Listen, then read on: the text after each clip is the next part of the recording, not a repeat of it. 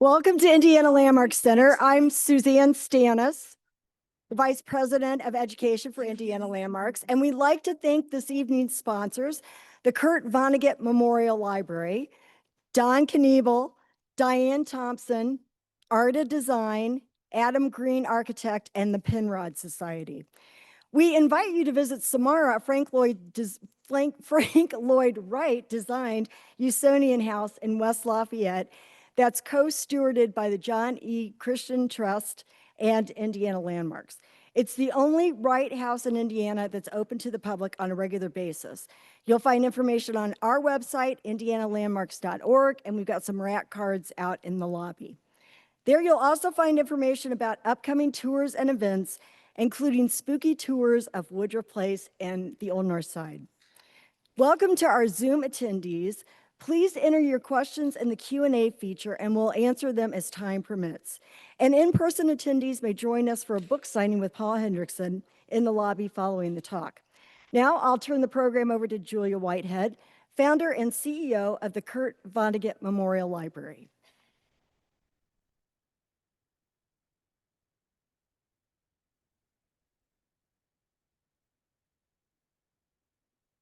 So we are so thrilled to join you today. I think this is the first time we've ever done something like this with Indiana Landmarks, although we've used your beautiful building before for events.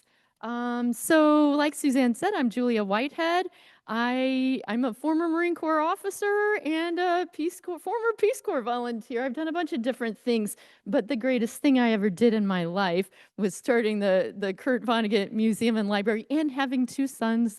That was great too. That was also great. But it's a really wonderful week to be gathering because for us, it's Banned Books Week. Someone once said, "Oh, you celebrate banning books." Oh, no, that's not what Banned Books Week is.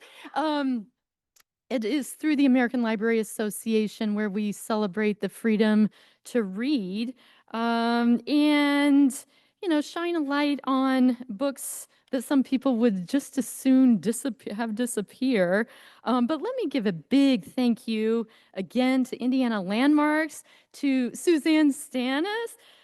Suzanne, the dream collaborator, organized, thoughtful, and always one step ahead of me, that's for sure. Thank you so much, Indiana Landmarks. And I want to thank the staff of the Vonnegut Library. You make our mission possible every single day. Also, I don't know if oh yes, we have Pat Downey, our operations manager, and then Doug Brown. So Doug started less than a week ago, and Doug's back here. He is our development manager, our brand spanking new development manager, and he said, I should offer you 25% off our membership to the Vonnegut Library. So if you're interested, we'll be in touch. We'll send a message out, or you can email us at info@vonnegutlibrary.org. You should have a sheet about our gala that was handed out to you, but see us after if you're interested. Beautiful historic building we're in over at the Vonnegut Library. And I also want to give a shout out to, I believe, our only board member here. I know we have some board members online viewing, but John Barth, our board chair, way in the back, City County Council member John Barth. Thank you, John, for being our board chair. The Vonnegut Library, some of you folks are supporters of our organization. Thank you for what you've done over these years. We'd love to have the rest of you join us. And, John has really helped to transform our board. Some of you had asked about, well, how are things going at the Vonnegut Library? While things are challenging on the national level, at the Vonnegut Library, it's one of our best years ever. And I just want to thank the board and the staff for that. So thank you. And let me set the stage a little bit about the person I'm about to introduce you to. So when Kurt Vonnegut passed away in 2007, I was deeply frustrated with myself for never having reached out to him, never met Kurt Vonnegut, right? And so I vowed never to let that happen again, where I didn't reach out to somebody whose work was meaningful to me and was excellent and deserved to be praised. So there I am, lifelong Frank Lloyd Wright fan, and happened to pick up "Plagued by Fire" by Paul Hendrickson, and I thought, well, I'm just going to take a chance and write to this guy. Well, tonight I get to introduce him and redeem that earlier hesitation. Paul agreed to be our honorary chair of our programs for this year, our year of journalism. Every year we have a theme, it's journalism. And Paul spent decades as a journalist at the Washington Post. He's taught creative writing at the University of Pennsylvania. His papers reside at College of William and Mary, where he also lectures, shaping future writers while leaving an extraordinary record of his own work. And he's written a number of books. I'll just mention a few. Seminary, A Search is his brave, unflinching memoir of entering Catholic seminary at 14, leaving before ordination, and confronting the predatory behaviors that took place there. Writing it was risky. Some wanted to silence Paul, but he told the truth, and that seems really important here during Banned Books Week. He also wrote Fighting the Night, a moving portrait of his own father, a World War II pilot who later flew as an airline captain and of the other bomber boys who fought the air war against Japan. Sons of Liberty, Hemingway's Boat, and what we're going to talk about tonight, Plagued by Fire, among other work that Paul has created. So he's a Guggenheim Fellow. He won the National Book Critics Circle Award in 2003. He was a finalist for the National Book Award in 1996 for The Living and the Dead, which he'll be talking about in November at Vonnegut Fest in our museum. And here in Indianapolis, we can't really talk about architecture without mentioning the Vonnegut family. Kurt Vonnegut's father, Kurt Sr., and Bernard Vonnegut, his grandfather. City landmarks such as the Athenaeum Building, the original John Herron Art Institute, Shortridge High School, the Hotel Severin, the Eliza Fowler Hall at Purdue University. That was knocked down in 1954 to make way for new buildings. In a way, Paul knocks down false facades the same way Vonnegut knocked down polite lies. He never bothers to file for a demolition permit when it's time to clear away a myth. Being a fan of Frank Lloyd Wright, as I mentioned, I have been further inspired to study more about his life as I am working on a new book about Vonnegut, and I won't get into that now, but that's up and coming. Anyway, I can't wait to learn more about Frank Lloyd Wright from you right now, Paul. Thank you for joining us. Please come up and share some knowledge with us.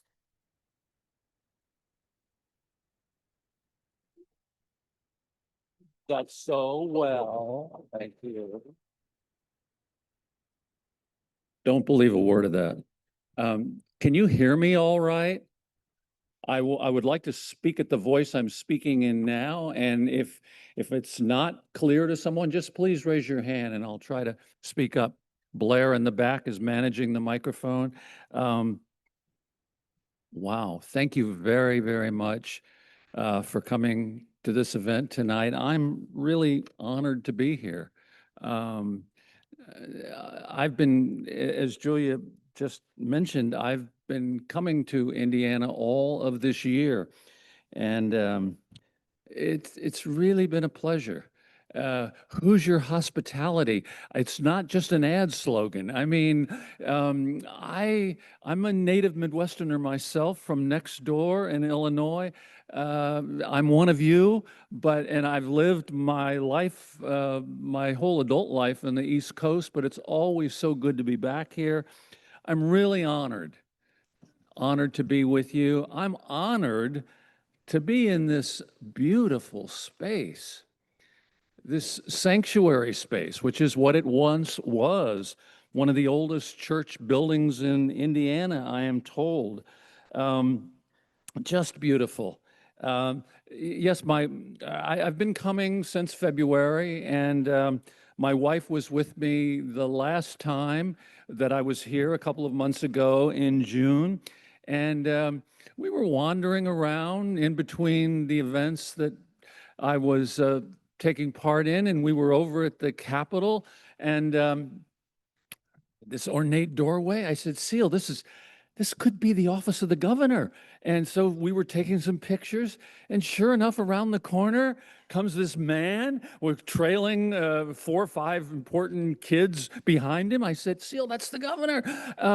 So we chatted up the governor for 20 minutes. Where else but in Indiana can you do that? And I said, sir, yes, I worked in daily journalism for 30 years in Washington, and most of it at the Washington Post. We decided kind of in a heartbeat we weren't going to talk about politics. We weren't going to go there. We talked about our grandsons. He has a 13-year-old grandson who had just been in a Little League tournament. I have a 9-year-old grandson who had just been in 2 Little League tournaments.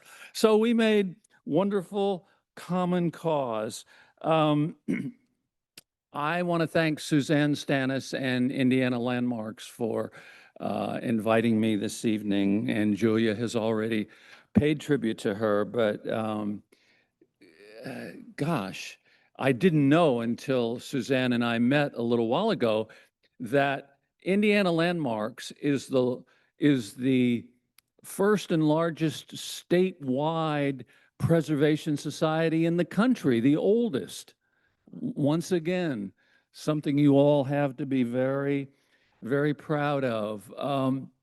I think Frank Lloyd Wright would approve of this building. He would be imperious about it and turn up his nose and say, well, he'd say under his breath, well, I could do better. And this wouldn't be his exact style. This is more Romanesque. But I think he would have the secret gleam of envy inside him. And speaking of Mr. Wright, and I'll get to him more directly in just a minute, you know, there are about 400 extant Frank Lloyd Wright buildings, works in America.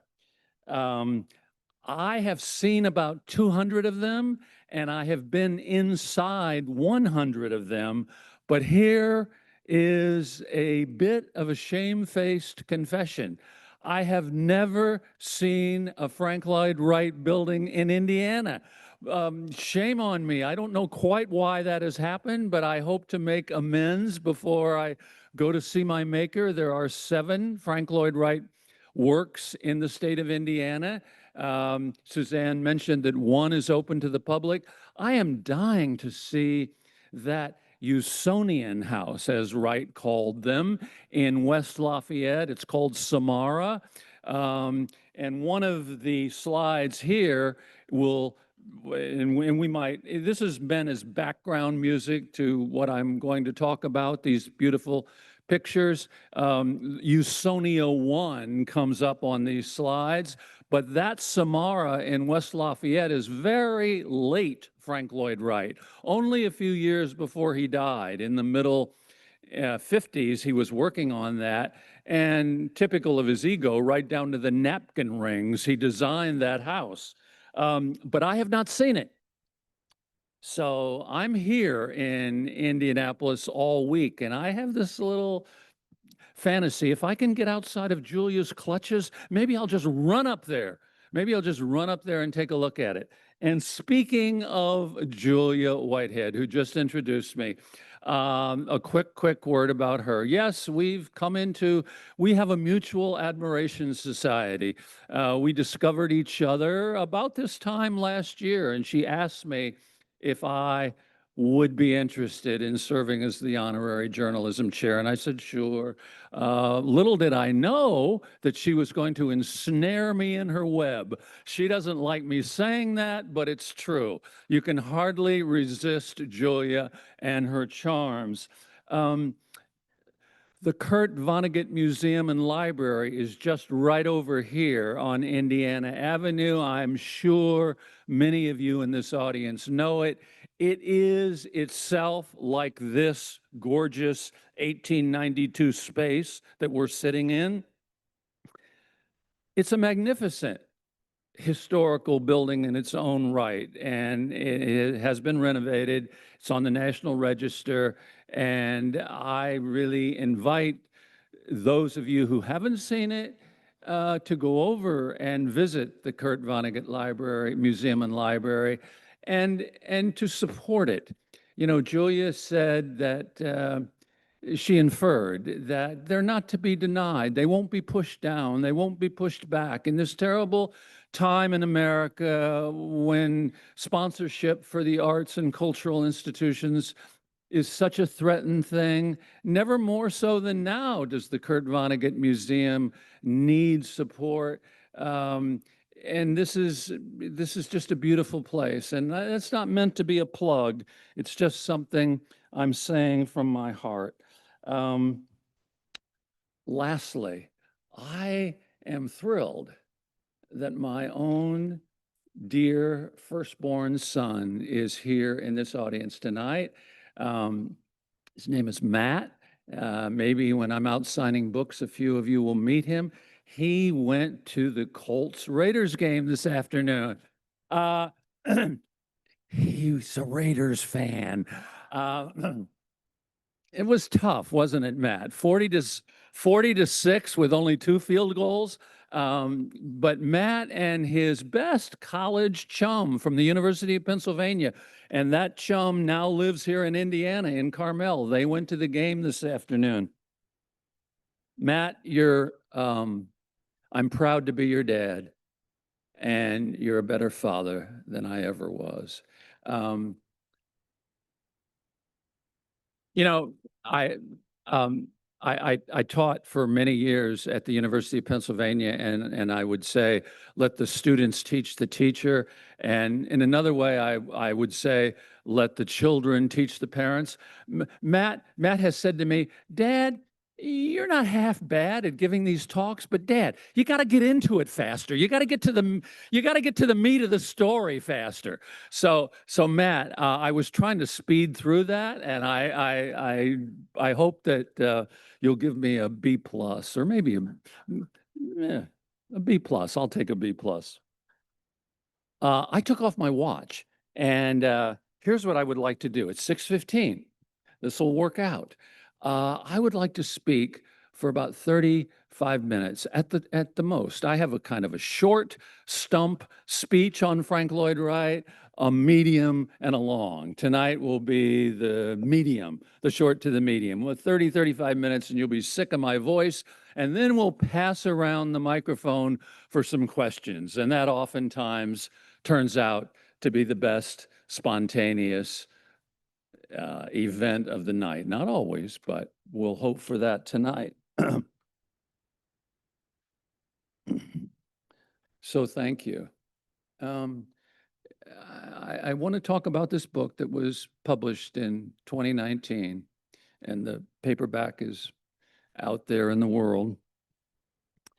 This book that I worked on for something like 7 years, and that took me from Fifth Avenue and East 88th Street in Manhattan, where the Guggenheim Museum is, to Spring Green, Wisconsin, to Bear Run, Pennsylvania, where falling water thrusts itself right out from rock face. And one of the slides shows it. I'm sure you recognize it. It took me to these places. It took me to Kansas. It took me to California, and a whole lot of other places in between. Well, it was never meant to be a cradle-to-grave, conventional Frank Lloyd Wright biography. You could say, I don't know how to do those. And besides, there are already too many.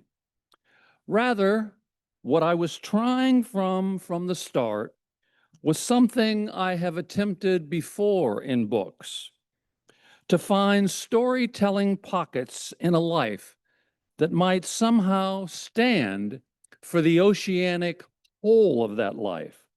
There is a figure of speech that I recall from my boyhood Catholic seminary days, synecdoche, part for the whole, the festering grain of truth hidden inside the half-buried oyster.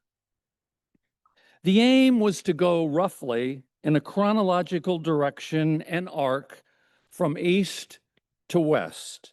That is, from June 8th, 1867, when Frank Lloyd Wright was born in Richland Center, Wisconsin, to April 9th, 1959, when Frank Lloyd Wright died in his sleep after a hospitalization and risky stomach surgery in Phoenix, Arizona.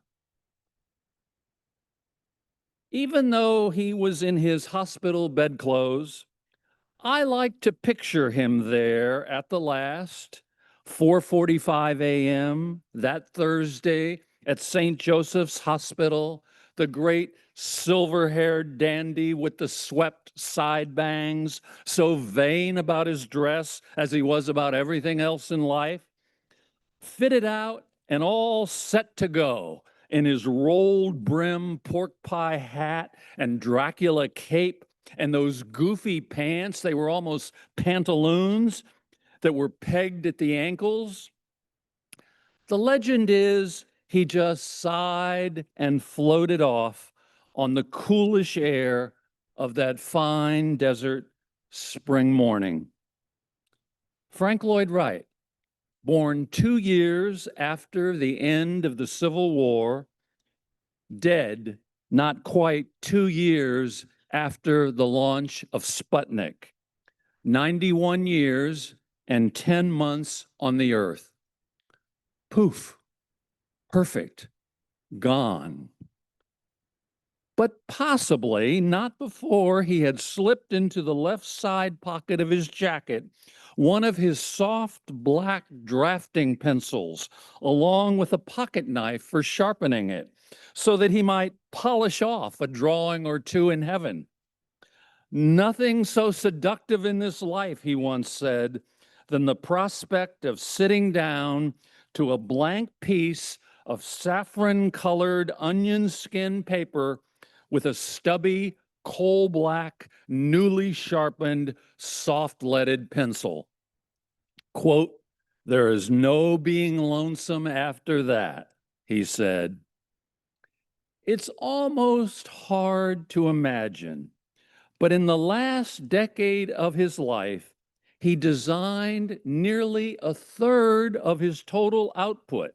He just kept rising and going to his tilted board with his T-square and triangle and square, with his fading eyesight and periodic inner ear disorder that could make him so dizzy and nauseous he'd have to crawl around on all fours like a blind man. Quote, "That is what it means to be an artist. To seize this essence, brooding everywhere, in everything, just behind aspect," he once said, beautifully, mysteriously, Wrightianly. In 1991, the journal Architectural Record published a list of a list of the 100 most important buildings of the 20th century. 12 of his were on it. Had he been alive, he would have demanded a recount. His roofs were legendary for leaking. Why wouldn't they have leaked? He was always pushing the limits of materials, straining against the form. Quote, "I don't build a house without predicting the end of the present social order," he once announced. He liked letting himself into his houses to begin rearranging the furniture while the owners were out, putting their ghastly trinkets in bottom drawers. Like Thoreau, like Jesus, He thought that too many material possessions are an unhealthy thing, possibly the only thing he ever had in common with Jesus. One of his lifelong dictums was that his buildings were like plants and trees growing upward, in effect, from the inside out, emerging spanking wet and blinking their eyes to the world. It was part of his gospel of organic architecture, even if his definitions of that concept were always shifting around like verbal tectonic plates and sometimes seemed to mystify even him. He just needed to conceive the thing, draw the thing, make the thing. Quote, the thing had simply shaken itself out of my sleeve, the old shaman liked to say. Get this, in a 72-year career, that's not a typo, as an architect and an egotist, he shook more than 1,100 things from his sleeve, a nearly incredulous number by any artistic measurement. They were churches, schools, offices, banks, museums, hotels, medical clinics, an automobile showroom, a synagogue, a mile-high skyscraper, and one very strange-looking Phillips 66 gas station in Cloquet, Minnesota. And it's still there. Overwhelmingly, though, they were houses. They were residences. They were shelters for mankind. And by that fact alone, I wonder if it isn't possible to start thinking of this supreme artist and this insufferable man through a slightly different and softer lens. He wished to create dignified human dwelling spaces that would be around long after he was not. As I said a little bit ago, I have been in about 100 of those spaces. And there are certain moments, if the light is falling right, when it will begin to seem as if Whitman is singing to Emerson and vice versa, channeled through an ego that could see both of theirs in the great stakes game of fame and self-love and raise you by half. There are also moments when what comes, as others before me have said, is the wonder of a religious feeling. Taliesin at tiny Spring Green, Wisconsin, was Wright's own home and the place where he lived longer than anywhere else. In Welsh, it means shining brow. He built it into the not quite top of a green hill overlooking a looping bend in the Wisconsin River. Everywhere in the house there is wood, especially cypress, giving the interior, the more so in lamp-lit evenings, a kind of pumpkin gleam. This hill and this valley were Wright's ancestral country on his maternal side, and he had known it and loved it since boyhood. Now, almost 7 decades from his death, Wright worshipers from around the globe come to this bluffed and still rural and sweetly rolling neck of southwestern Wisconsin to wonder at the thing he made, at the thing that was rebuilt and rebuilt yet again. Yes, I am already nodding toward a 4-letter word, the leitmotif of this story: fire.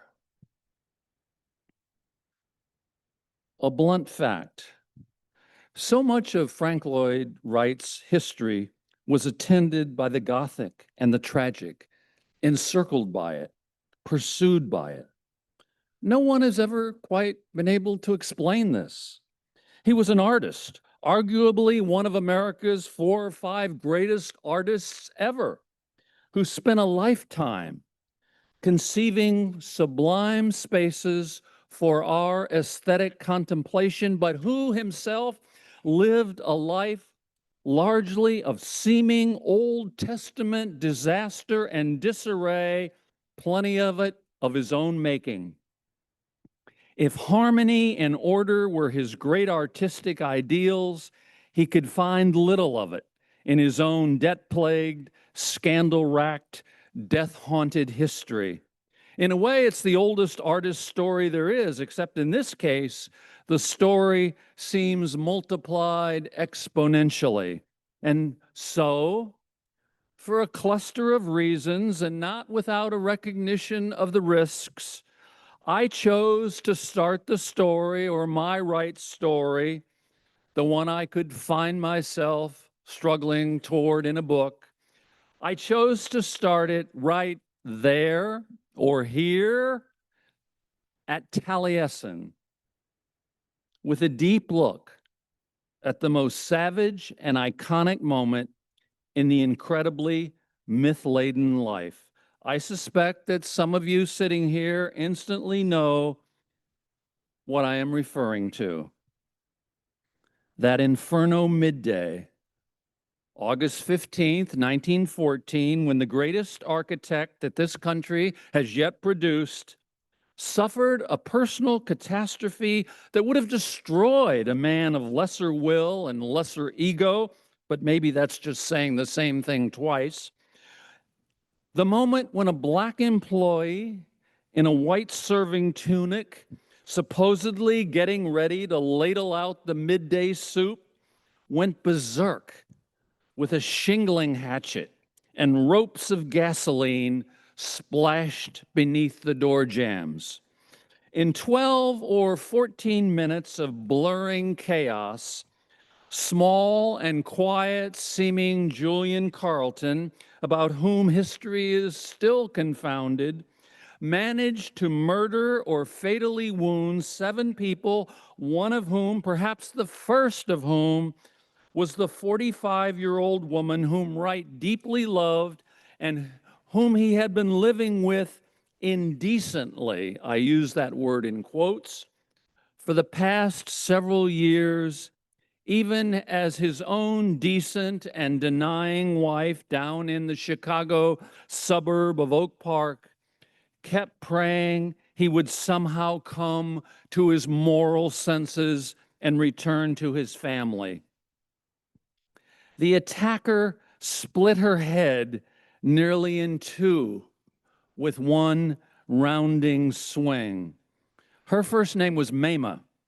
Once she had been his client and near neighbor in Oak Park. 5 years before, the 2 lovers had abandoned their families to go away to Europe together, and ever since had been living in a kind of flouting sin. And again, I'll put that word in quotes, or that's the way the world had it, the way the pulpits had it.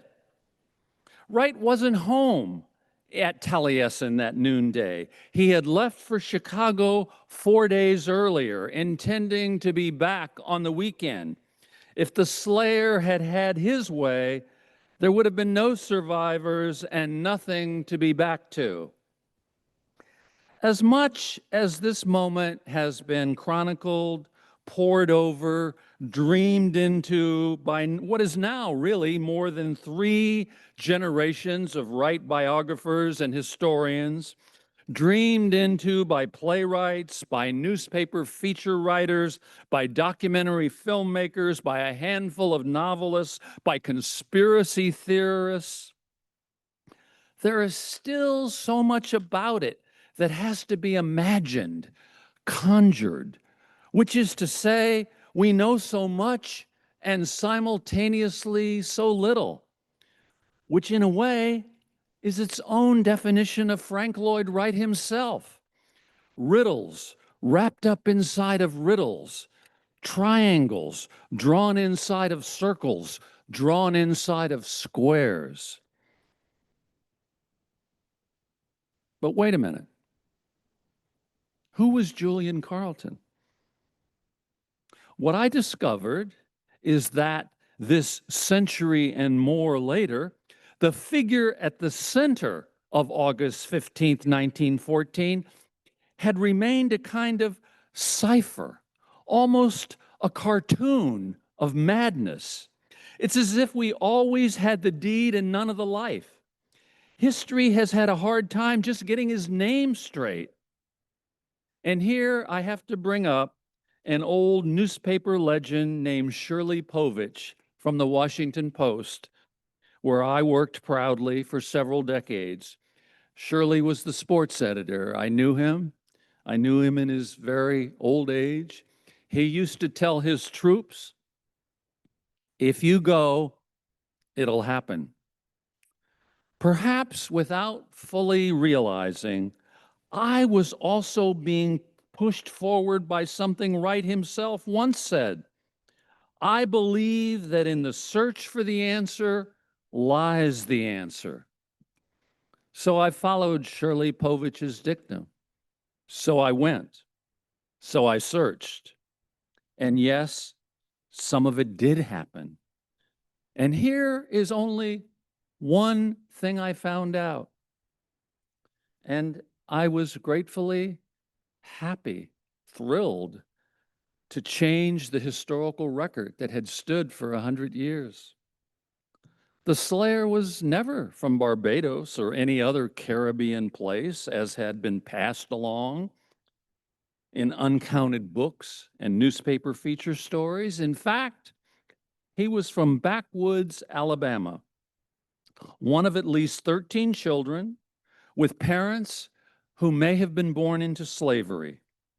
This is not an inconsequential fact.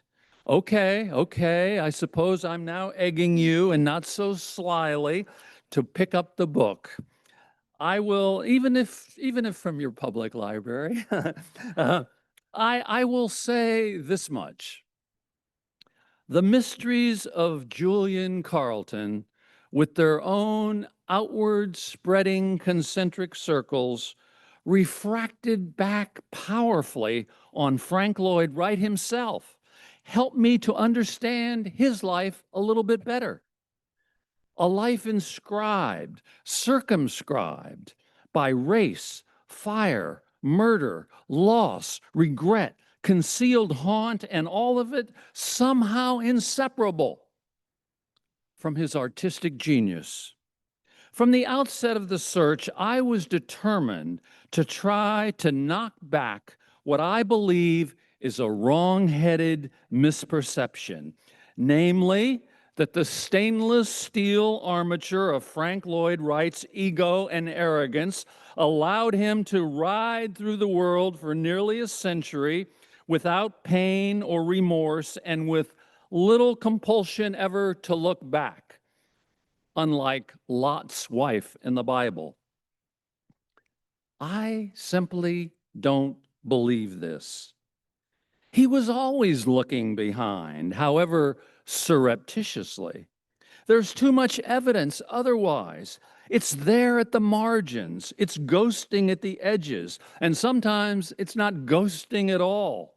It's in the narrows. It's hiding in the blue channels of the impossibly swirled life. All you have to do is be willing to listen.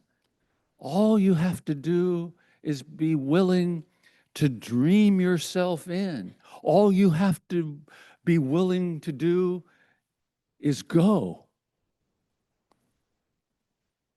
Listening. Quote, in my own life, there is much that is complex. It is difficult for me to square my life with myself, and I cannot rest until it is done or I am dead, he wrote to a patron in 1908. 3 decades later, in a letter to that patron's widow, he said, quote, I only wish I had been less taking and more giving. But character is fate, and mine got me into heavy going. No safe harbor yet in sight. Listening. Ugly things happen. I've said that the best and the worst of everything came to me. He said in a letter to yet another patron 8 years after 1908. And this patron he was having titanic fights with over the building of the Guggenheim Museum in New York.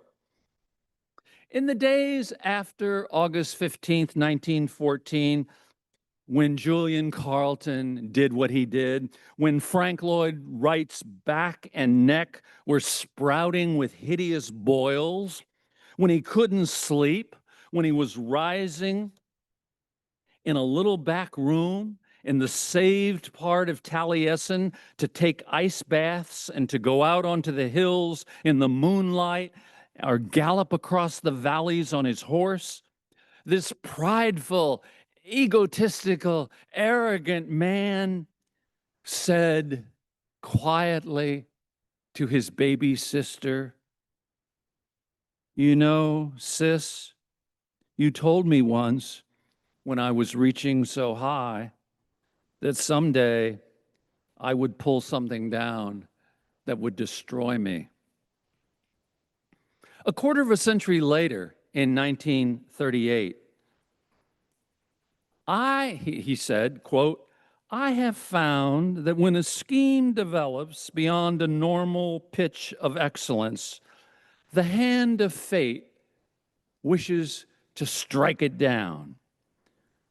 The Japanese made a superstition of this circumstance. Purposely, they leave some imperfection somewhere to appease the jealousy of the gods. I neglected that precaution." Listening. 10 years before that, December 5th, 1928, quoting from another letter, "I have met with terrible misfortunes and accidents. There is a good deal of sadness back of all the bravado. And though you may not know it, I too have fought a good fight." Well, you get the idea, or you get my idea, which is to say, remorse, much less shame, much less secret haunting. These are not ideas we associate with Frank Lloyd Wright. But what if our ideas are wrong, have long been wrong, or at least have not been wholly correct? I suppose I don't really have another name for the thing I am trying to get at here, except the word humanity. The problem is, when you are a writer, an old journalist, in search of that humanity and wish to make a case for it, you have to be willing to kick away with your shoe so much of the refuse, dross, under which, behind which, the humanity and the vulnerability will lie every time. That's the book that I struggled 7 years to write. Oh, yes. I said the leitmotif was a 4-letter word. Fire. Fire itself. If Frank Lloyd Wright has seemed to resist true explanation by his generations of uncounted chroniclers, including the person standing in front of you in this beautiful space, and probably all for the better, this much can be said, I think. He lived his life, his preposterous life, in a kind of beautiful rage, and flames ran through it. I have spoken to you here only in the briefest way of August 15th, 1914, that almost unimaginable moment But the fact is that fire of one degree of ravage or another came down on him like biblical rain, not just that time, but in 1925, 1927, 1929, 1932, 1937, 1952, 1954, and that's not all. Even after he was dead, it was as if fire would not leave him alone. In the early 60s, there were 3 blazes at Taliesin West in Arizona. And they happened in less than 3 years. All my life, I have been plagued by fire, he once said in pure poetry a few years before he died. And I thank him to this moment for giving me the title of the book that I was trying to write. I was once having this conversation about fire, the phenomenon of fire, the inexplicable mystery of fire, at Taliesin West in Arizona with one of his apprentices, Arnold Roy, who had come as a 19-year-old from Boston and had gotten mesmerized by the man's charisma. And this man, this apprentice, Arnold Roy, he was now past 80 and was suffering his various ills.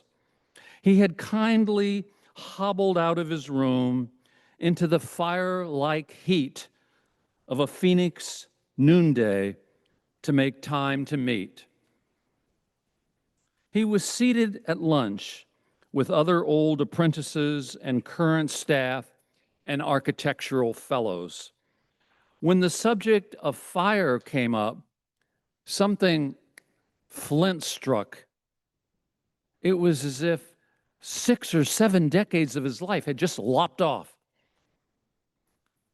Frank Lloyd Wright attracted fire, he said, leaning across the table to stare me coldly in the eye. Pause, beat, almost a fiery gleam.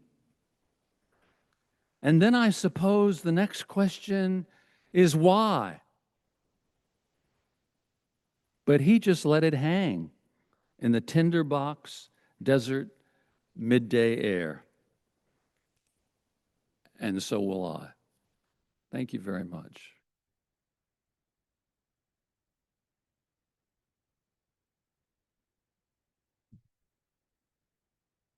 Wait, I said 30 minutes. That's to the dot. That's almost right. Are we going to have some questions? I think we're going to pass a microphone around to anyone who might have a question. I should have paid somebody $5 as an audience plant and say, you at least ask a question, just in case no one raises his or her hand.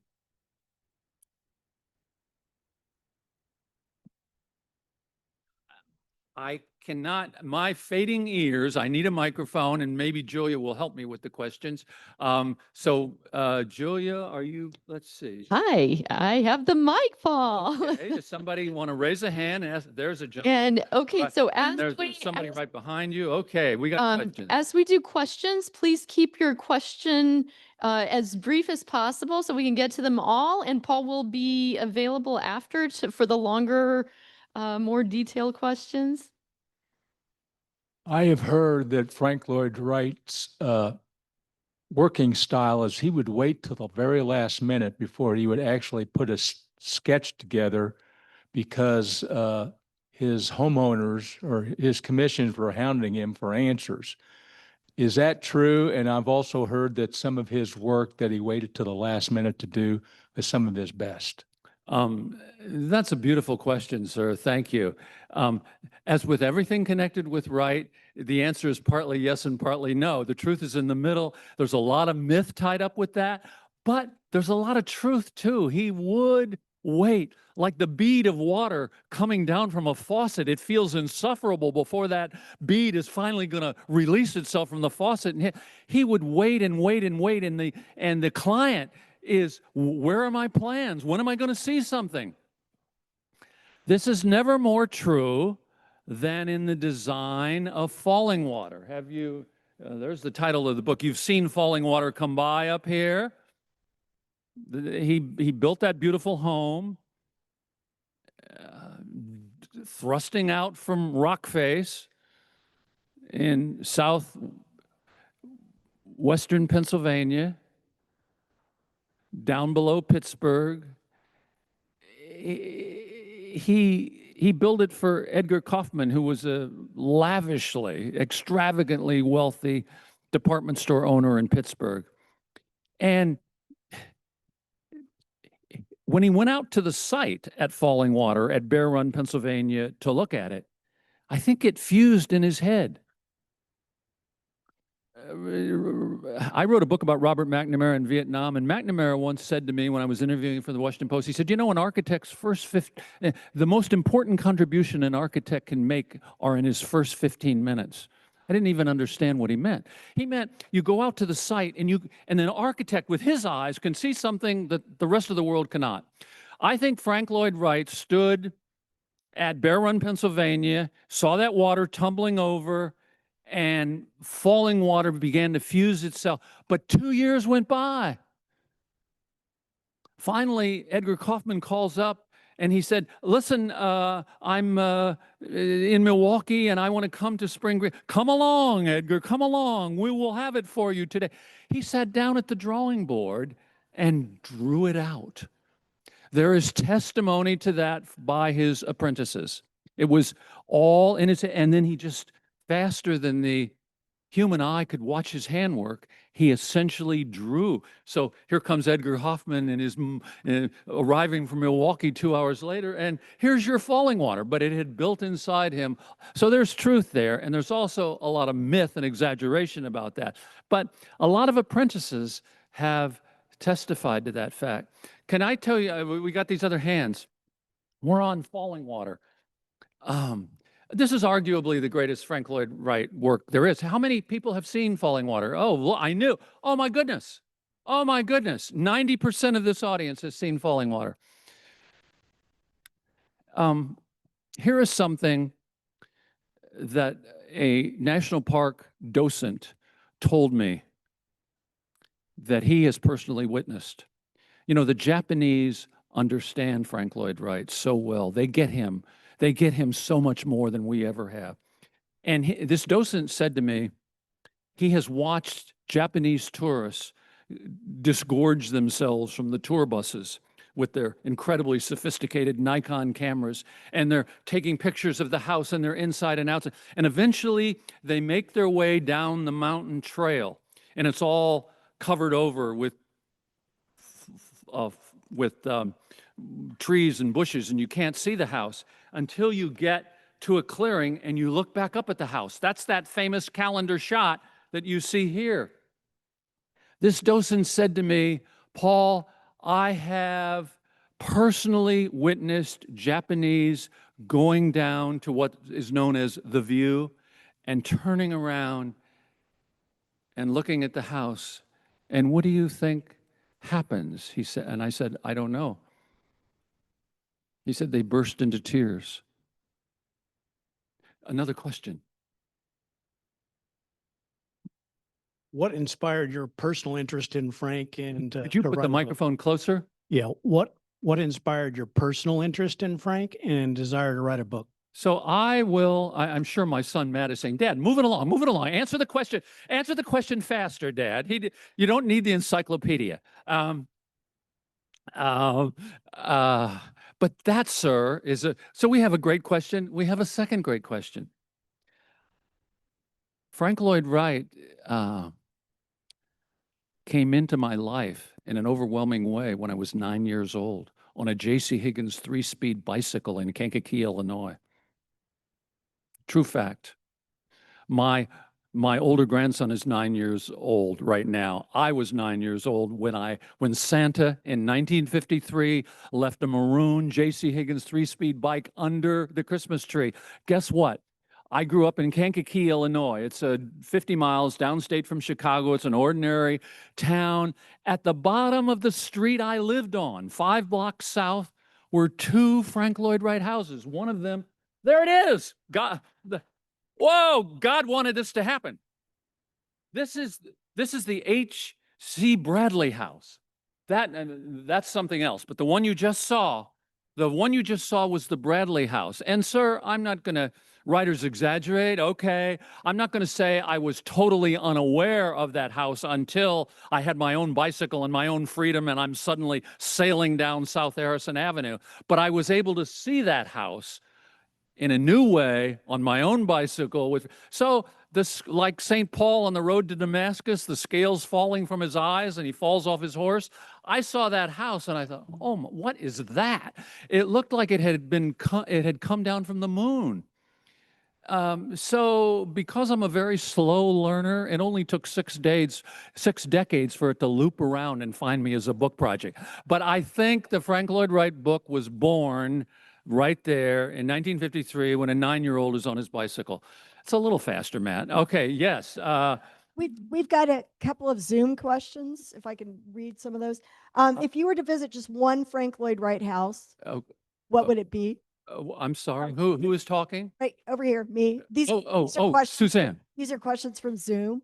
So the question is, if you could just visit one Frank Lloyd Wright house, what would it be? Of course, I'm going to say Samara. What is my favorite Frank Lloyd Wright house?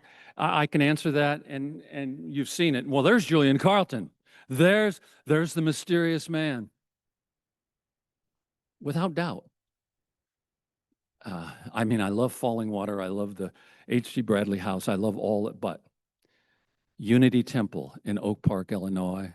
Has anybody been there? Unity Temple? Oh my gosh. Oh my goodness.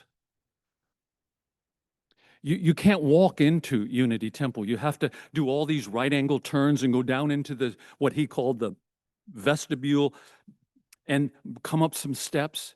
You know what it's like? It's like emerging from the tunnels of an old ballpark, say Wrigley Field, at night, and suddenly being overcome by this immaculate diamond, this crisp baseball diamond in front of you, a feeling of just overwhelm. That's what it was like for me the first time I saw Unity Temple. I'll keep my eye out here.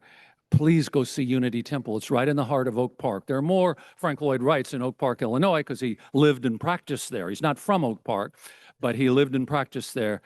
So there's more there than anywhere else. But Unity Temple, bar none. That's his. That picture was taken just a few months before he died. You can see how old he is, but he is struggling to find aspect, as he said, behind every living, breathing thing. I'm still pondering that word, to find aspect. Yes, another question. And Yes. Can we take one more on Zoom and then I'll pass it over. Have you read Loving Frank? And if I can't, Suzanne, I can't hear you. Have you read Loving Frank? Oh, And if so, by Nancy Horan. That is a wonderful novel. the question is, do you think it captured the relationship between Mama and Frank? And Mama and Frank, and I know her a little. I know Nancy Horan a little, and yes, it's a wonderful novel, so fact-based, but she really, really, really explores the relationship between Mama Borthwick Cheney and Frank Lloyd Wright. It's a great piece of fiction. Yes. Okay. Yes. And Suzanne, you'll give me the evil eye, and we'll cut this off when we need to. Okay. Yes, sir. Yes, sir. Yes. I've long thought of writing a play consisting of a series of conversations between Wright and Georgia O'Keeffe. And I wanted to know if did they ever have conversations?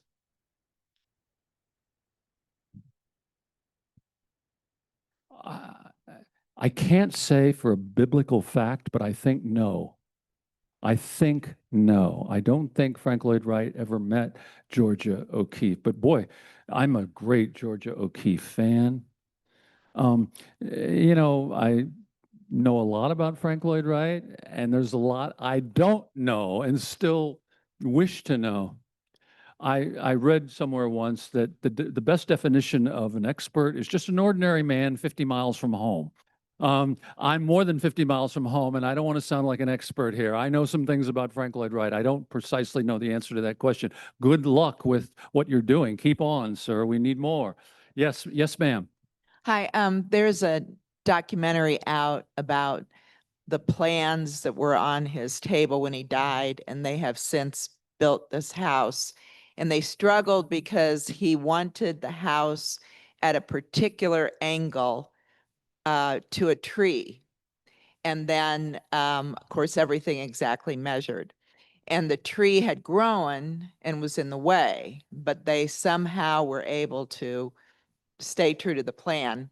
And after it had built, they realized that when the sun rose or set, that it hit, depending upon the time of year, right at the level that the windows ended and the frame. So it was exactly to that point and flooded either the house with light or warmth. So my question in all of this is, where did Frank Lloyd Wright get that amazing, call it engineering or the nature and that kind of acumen? I mean, to know precisely those kinds of things. And maybe some of that was luck, that it came out so perfectly. That can happen in art. He would have claimed otherwise, of course. He would have said that the Godhead in him saw it all from the beginning. But ma'am, we could spend until midnight, and we're out of here pretty soon, trying to understand where his genius comes from. He had a very powerful mother, and he had a quote failed father who was so gifted at so many different things but could never stick. But how Frank Lloyd Wright emerged from those two is the same mystery as how Ernest Hemingway, also from Oak Park, Illinois. Hemingway was a native to Oak Park. Frank Lloyd Wright wasn't, but they're, and they were a generation apart, but their houses were kind of 3 blocks horizontal from each other. How did Hemingway spring from a rock, from his, quote, ordinary mother and his very learned doctor father? But why would someone who changed the face of American literature as we know it, how did that emerge? Where does that genius come from? The answer is, my answer is, there's no explaining genius. It just happens. Another question. Excuse me, given his problems. If you could put the microphone up closer and speak loudly. I can't get it much closer. Okay. Given his problems with fire, did he ever try to design a fireproof home? And I wanted to offer an observation. When you're at the Guggenheim, go to the very top and look down, and you'll be looking into an eye. The fountain forms an iris of an eye, and it's looking right back at you.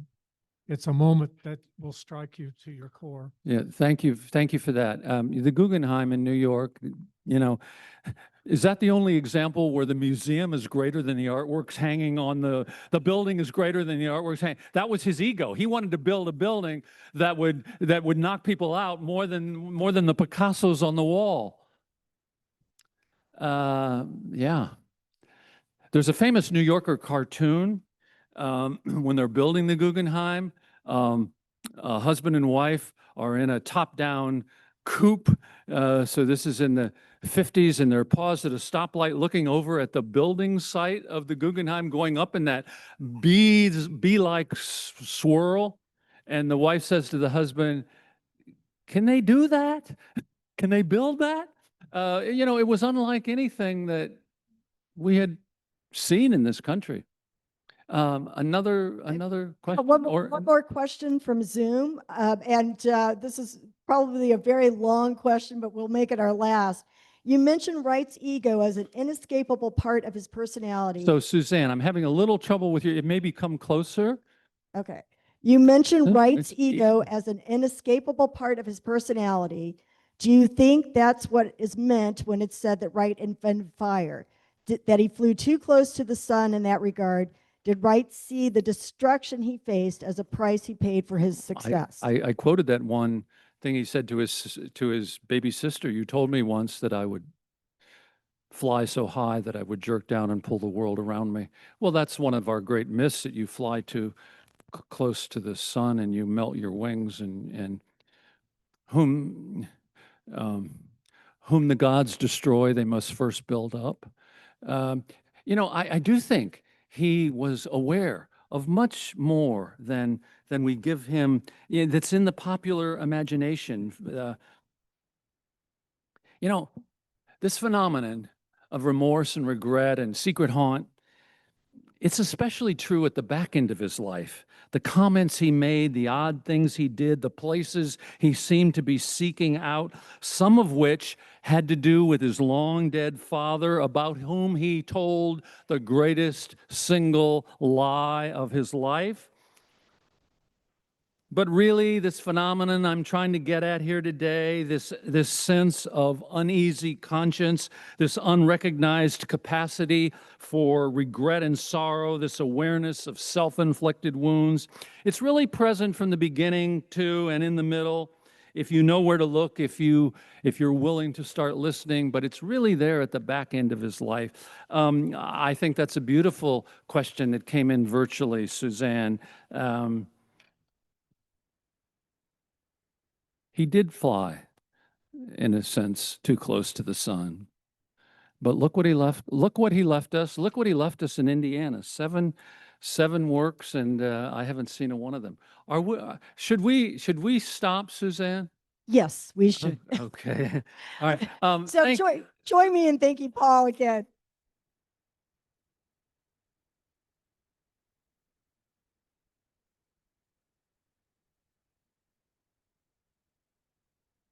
And as we said, Paul will be in the lobby where you can purchase the book and sign that. Thank you all so much for coming. We'd love to have you be members of Indiana Landmarks and help us save amazing places and meaningful places like Samara. And for